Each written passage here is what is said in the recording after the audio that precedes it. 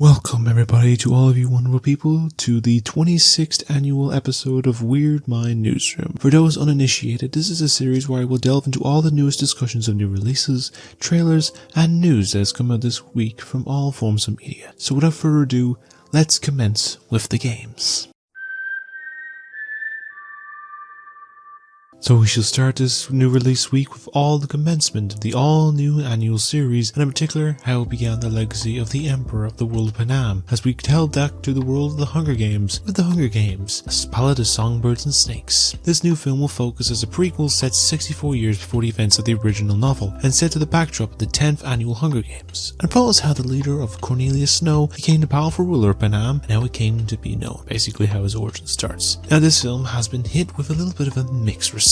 Some praise for its performances and setting, but critiques to its messy third part and the lengthy runtime. It may also be due to the fact of a lack of appearance of a certain district, a hospital helper. If you know who I'm talking about, you know who I'm talking about. But if you want to volunteer as tribute, then you can do so now, with its release now in cinemas. And now for something with a little bit more of a classy but also a bit more head melty, as we have an all new thriller with one of the most prominent rising Irish stars in Saltburn. Now this new film will take us back to the mid-2000s and follow Oliver Quick, a student struggling to find his place in Oxford, who gets invited by the charming and aristocratic Felix Catton to spend the summer as a stay in Saltburn and make it become the summer he will never forget. Now the film has got itself some fairly positive reviews for its presentation and cast and direction. If you want to check out for this unforgettable summer, you can do so now yourself as well, in cinemas now. Now this next film is in a concept you see based around this holiday, given that this is a holiday only really celebrated in the United States. But we have an all new horror simply titled Thanksgiving. This will see a group of local townspeople in Plymouth, Massachusetts become the target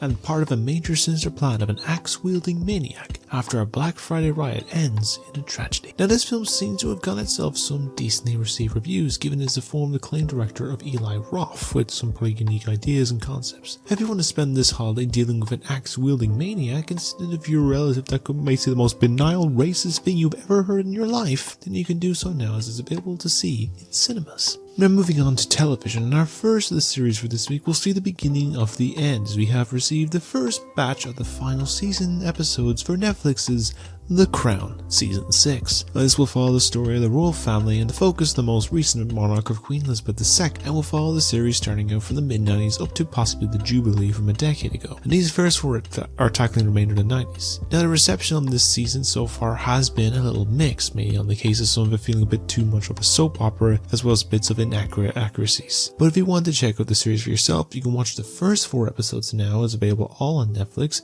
with the rest of the season releasing on December 16th of next month. Now what do you get when you cross a simple guy in Canada that falls in love with a girl with coloured hair? Well, you get a new animated retelling of a very popular film and comic book series with Scott Pilgrim Takes Off. Now this is an adaptation of the series that follows Scott Pilgrim, a young man who falls in love with a girl named Ramona Flowers, and for them to have a happy ending, he must do battle with 7 of her deadly exes in order for them to be together, peace and harmony. Now the reception on this series has been very strongly received for its gorgeous animation and faithfulness to the source material, so much so to include that the cast and director of the excellent live-action film adaptation from 2010 is involved with this, as most are reprising their roles from the film, and Edgar Wright is himself as executive producer on this series. And if you want to check it out for yourself, the series is now fully available on Netflix. And now for something on a more Titan scale, we're heading to Apple TV, as we have an all-new monster series to check out, and it comes in the form of Monarch, Legacy of Monsters. Now this series will span over half a century, with most cases in the present be set after the events of 2014's Godzilla movie, and follow 2 siblings discovering a deep conspiracy on the organization of Monarch has with their family, and learn the secrets of what they are doing from an ex-military man known as Lee Shaw, who has been looking into the whole ordeal for more than half a century. Now reception on this series has also been very well received, and if you want to check it out for yourself,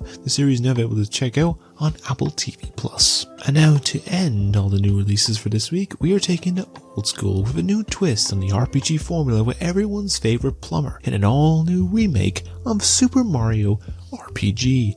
Now in this new game, you can join Mario and some of his odd cast of characters including Peach, Bowser, popular fan favorite of Geno, and Nimbus, and many more as you travel across the land to find the 7 star pieces to save the world from the Smithy Gang, a sentient group of weapons I believe. Now reception of this reboot has been very well received for its faithfulness to the long-forgotten classic with some new tweaks to it as well. Apparently never released over here as well, so this is something new. If you want to play this gem in a new generation, you can do so now on Nintendo Switch. And with that, of course, that is all the news and releases that we have for this week. Because I'm after catching a dirty little bug in my spider's nest. So starting off on the trailers for this week came on Monday with a new animated tale on the Monday-hating, lasagna-loving orange fat cat with the Garfield movie. Now this film will see Garfield tell the story of how he met John and also become acquainted again with his long-lost father, Vic, who entangles Garfield in order to help him with a heist. Now visually it looks very well nice and interesting of a watch. It looks very close to their character organizations of the comic strips, though one thing that many are talking about is the casting of the main lead, and is once again being voiced by Chris Pratt, as some feel he's not really giving much of an effort with the role, though to be fair, he does sound close to most of the other voice roles for this cat. But we can see how well this all turns out when this whole thing plays out when the film releases on May 24th of next year. And now we return to the world of the Sony Spider-Man films that has no appearance of the Wildcrawler himself. We are being introduced to now an actual hero instead of an anti-heroes or members of the Rogues Gallery, as we are tapping into a form of character associated with the Spider-Verse, and this is with the film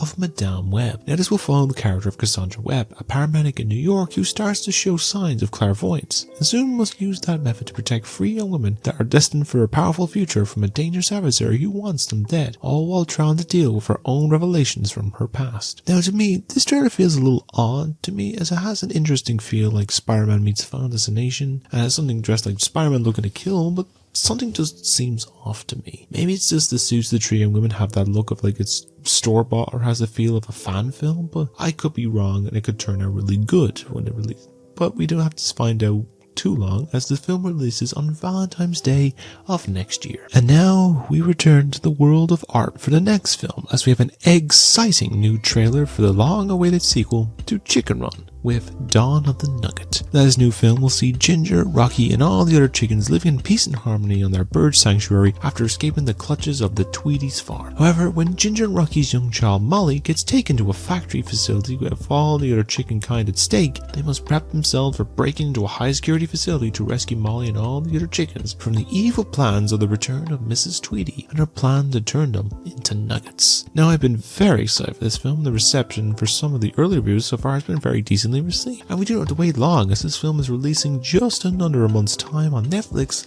on December 15th. And now we return to the world of the Marvel Cinematic Universe, and in particular to its animated counterpart, as we return to the all-seeing eyes of the Watcher, as we delve into the second season of asking the question with Marvel Studios' What If? Now this new season will tell something more of a new tales from across the Marvel multiverse, from Star-Lord learning the powers of ego at a young age. We'll see Hank Pym, King T'Chaka, and a Kree soldier teaming up to stop him, Stark Tower being taken over by bad guys on Christmas a la Die Hard, Tony and Gamora surviving on Sakaar, and many more, including stories based on Phase 4 content like Shang-Chi, and even the introduction of an all-new indigenous Native American superhero. Now, all this sounds like some very interesting concepts, and we'll be interested to see how this all plays out, with the series beginning on December 22nd, and will release 1 new episode every day over the course of the 9 days from its premiere. And then to just wrap up the trailers for this week, we are heading over to the land of ancient gods and meet the newest half-god, taking them on and protecting the world from their reign, as we receive an all-new trailer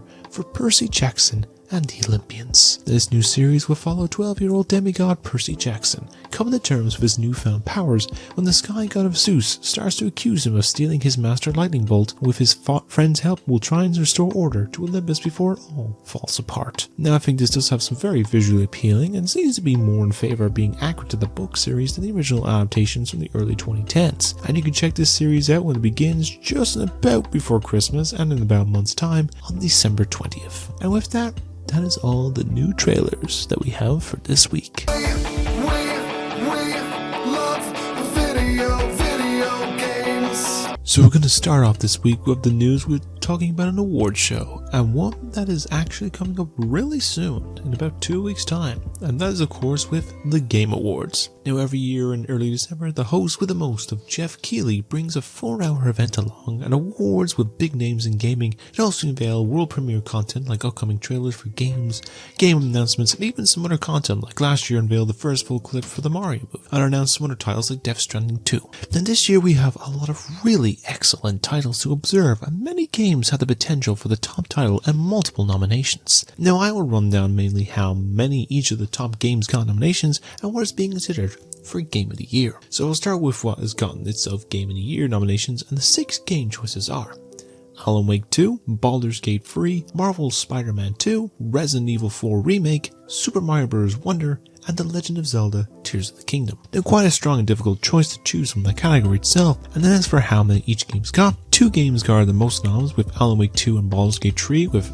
8 nominations each. Spider-Man 2 takes the third spot with 7. 3 games of Hi-Fi Rush, Super Mario Bros. Wonder, and Tears of the Kingdom all got 5 nominations. Final Fantasy 16 and Cyberpunk Phantom Liberty both got a total of 4, and rounded out with Resident Evil 4 Remake and Street Fighter 6 both with 3 nominations. Now it's something that I will delve into a separate writing and video piece myself, where I will go through each category and give my predictions and what may win, what I feel I want to win, but also have the ready to go by the event's premiere on December 7th. What are your thoughts on all these nominations, and what do you think is going to win certain awards? Personally, I'll say straight off the bat here, I'm thinking it's going to be between Baldur's Gate and Tears of the Kingdom for Game of the Year, but I could be completely wrong. Let me know what you think at all down below in the comments. Oh, and also you can vote for all your nominations on the Game Awards website. I'll link it down in the description. And now our next story is once again taking us where we're talking about the MCU, but not in a way of any new release changes, but rather some news relating to the making of 3 films, with 2 focusing on casting news and 1 on a project change, so I'll give a rundown of them now. So first we'll relate to the next big MCU project team up with the Kang Dynasty. As is confirmed on Wednesday, the director of Destin, Daniel Cretton, the director of Shang-Chi and the Legend of the Ten Rings, has stepped down from directing the project, possibly due to creative differences or scheduling conflicts, as he is still attached to the sequel to Shang-Chi, as well as the Wonder Man series that's currently in production some point in the next few weeks. This also kind of relates back to the situation with connecting to Kang actor of Jonathan Majors. As been discussed, if this upcoming trial is not in favor for Majors, then Marvel may consider recasting or changing their initial plans to Doctor Doom, a character that has been rumored since Wakanda Forever was releasing, and most cases could be appeared by Fantastic Four's release. Now speaking of Fantastic Four, there's been some casting rumors and information that we were supposed to get an unveiling of in the first Marvel family this week, but so far all we have is some speculation on who is playing them, and the major focus is with Reed Richards, or Mr. Fantastic himself. It has been rumored that he will be played by Last of Us star and internet savvy Pedro Pascal. Now after this rumor from Deadline dropped, it soon saw an increase in John Krasinski trending on Twitter for him to reprise it from his role in Multiverse of Madness, as he is quite a fan favorite to play the character. Now as for the others, it seems the rumored casting is going with Vanessa Kirby from The Crown and the upcoming release of Napoleon to play Sue Storm, Joseph Quinn, who you may know from Stranger Things, and the upcoming release of Quiet Place Day 1 as Human Torch, and supposedly for The Thing will be played by or voiced by Ebon Moss-Bachrach. Now there's been some talks that Galactus is going to be played by Javier Bardem as well, or Antonio Banderas, but at this moment all this is speculation. We'll find out more when it's announced soon. And lastly, this is a possible leaked casting, but it seems another character is joining the roster of anti-heroes in the Thunderbolts, as it was leaked that Stephen Young may have been cast as the character of Sentry in the film. Now it's unclear if this will have him be a main antagonist or another member of the team, but I'm sure we will delve more into it when they start filming sometime in the new year or by the end of this year. Of course, some of these are just speculation. We will learn some of these eventually, but what are your own thoughts on some of these rumors, and who would you get to direct the next Avengers, and who should play the Fantastic Four members? Let me know what you think at all down below in the comments. I was saying this now personally, but let it go. You're milking this franchise whole. As we're heading over to the House of Mouse themselves for a little bit of a quick announcement. Now, as you know, one of their biggest success stories in the last decade from their library is of course the animated film of Frozen. And the film is celebrating its 10th anniversary in the next week or two, but it seems they are already looking forward to the future. As well as known that we were getting a third Frozen film, it has just been announced on Thursday they are also getting another sequel to this franchise with Frozen 4 in the works. Now personally, I think the first Frozen is a decent film, but I see the case has gotten so successful that it can become very tedious and maybe overrated for how much focus to give to this series over other Disney princesses like Moana, Rapunzel, and many others. It also brings concern that it may end up being like the absolute tumultuous mess that was the development of Frozen 2, as behind the scenes docs showed it was a complete tough crunch to get it all made by its November 2018 date. And I think it's an okay film, not the strongest, but it's fine. I do like the music and the animation in this, so it's most case that. So there's their fear that it may be doing the same cause again, that they either have a good concept for 2 more films, or the case they're making them so they can just have major success and revenue, as the sequel was their last major property outside of Marvel and Star Wars to make $1 billion. But I'm sure we'll see more how this turns out whenever it releases. Now I'd like to know, how do you feel about another 2 Frozen films, and what are your own thoughts of Frozen 1 and 2 in particular? Let me know what you think down below in the comments, and let's have a discussion about what you think. Now this next story was actually supposed to be brought up last week, but since there was so much in this that recent episode, I wanted to see some form of updates and maybe do a video talking about the dilemma the studio keeps doing for this situation. Now, if you cast your mind back to late July last year, you may remember a situation where Warner Bros. Decided to write a few things off their release date and content wall by cancelling a few things, including a Batgirl movie with Leslie Grace as Barbara, J.K. Simmons as Commissioner Gordon, Brendan Fraser as Firefly, Michael Keaton returning as Batman, as well as a new animated sequel to 2020's Scoob with Holly Hunt, as well as a lot of our anime content on their servers as they project to make a profit of around $3 billion. Instead, they lost $5 billion in the process. Now it looks like it's been repeated again, as it was announced last week that the planned live-action animated hybrid Looney Tunes film of Coyote vs. Acme had been cancelled for a $30 million government write-off. Now, this caused quite a divide among filmmakers and those excited to see it, as it was starring John Cena, it was being produced and written by James Gunn, and word of mouth has been really strongly for people who've seen the test audiences and everything like that. But it seems now they have had a change to bring it out after a major backlash from its sudden cancellation, as after it was near complete, received really strong reception as I mentioned for those that have seen it, as the film will now be given some screenings to execs of Apple TV, Netflix and Amazon Prime, so hopefully they can have the chance to check it out real soon if one of them purchases the registered rights to distribute, but we'll have to see how it turns out. But speaking on the cancellations in particular, it has now caused a situation that some US lawmakers are trying to get an investigation set up by the FTC to see about these practices of cancelling near complete films from Warner Bros. With strong buzz, all for tax write-offs. But we'll have to see how this turns out, because personally I'm going to say this now, it goes to show that if you have talented filmmakers and creators putting everything into your project, and then at the midnight hour of completion you decide to just up and cancel the film just for money tax write-offs that you probably could have earned a lot more for if you'd actually released the film, didn't it cause many creators not to turn to your studio, basically cause a lot of problems for your company and reduce your revenue, which is to say something. So it's a lot of a mess for you if you keep doing this, and it's to the point that people will turn away from you and go to other studios. But what are your thoughts on all this, and will you check out this new Looney Tunes film if given the chance to be screened? And do you think that Warner is making a very bad decision by shelving near complete films all the time and other projects? Let me know what your thoughts on all this are down below in the comments.